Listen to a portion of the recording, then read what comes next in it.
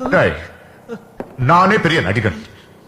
என்கிட்ட நடிச்சு காட்டியா மாவான உனக்கு தைரியம் இருந்தா என்ன சொல்றா?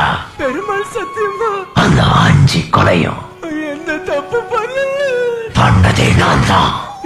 வெளியில போக விடுங்க. தம்பிய வெளிய போக விடுறா. பின்றியடா. Maybe you've had the experience of driving on autopilot. One minute you get in your car, and the next minute you've arrived at your destination, but you can't actually remember the details of the drive. This is an example of normal, everyday dissociation, a term that describes a mental state of disconnection from what's going on around you. Normally, this daydreamy state doesn't last very long, and most people can snap out of it if something or someone requires their attention. But for some people, dissociation is more pervasive and can't be tuned out of so easily. In fact, the feeling of disconnection may become so intense and happen so often that it stops a person from functioning in their daily life. And when this is the case, we say that the person has a dissociative disorder. Dissociative disorders are a group of disorders that can cause impaired awareness of one's own actions, thoughts, physical sensations, and even identity, which is a sense of who you are.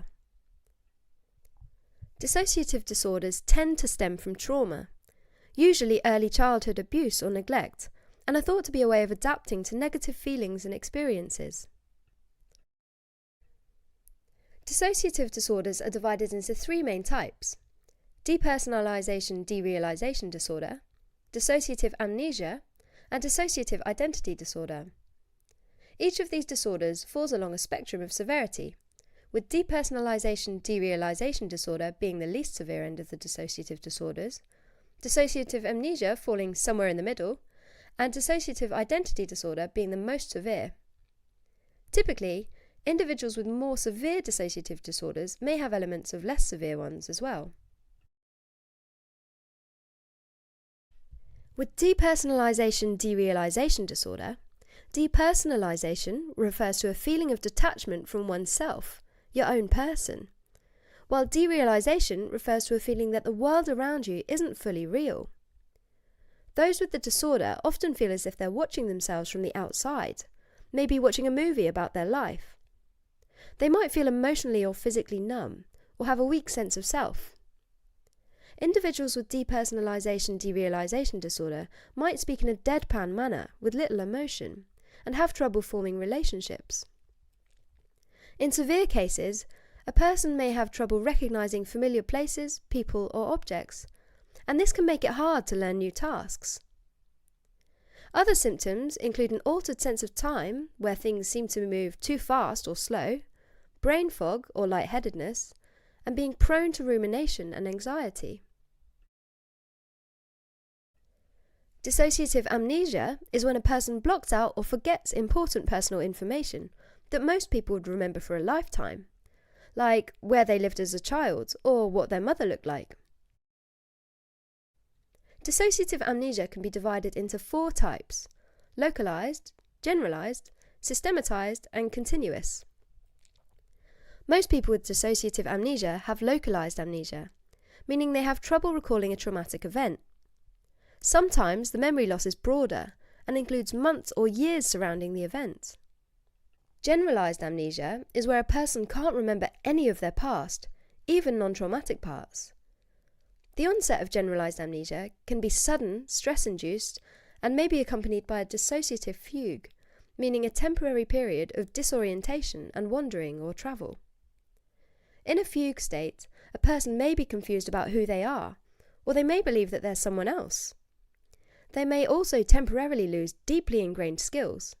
For example, a computer engineer may forget how to use a laptop.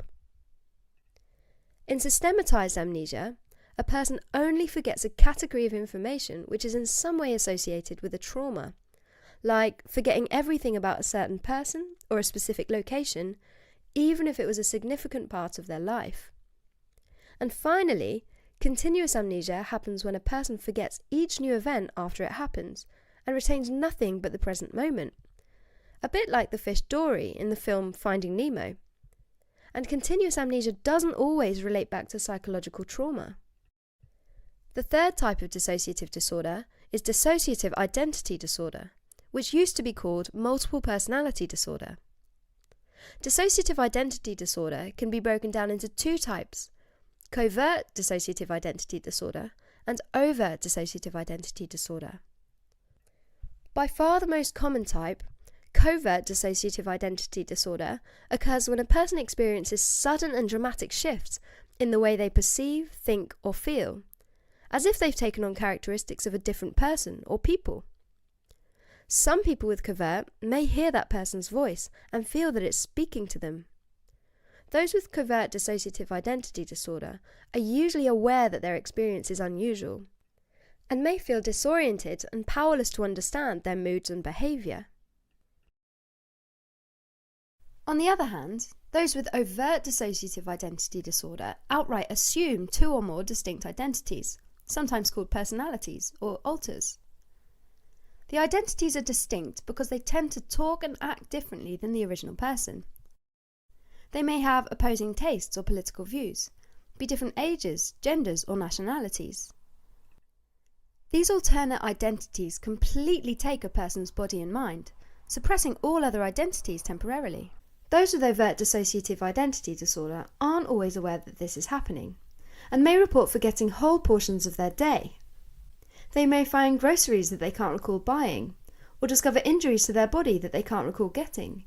And it's not unusual for some people to have a period of fugue and suddenly find themselves in a different town or city.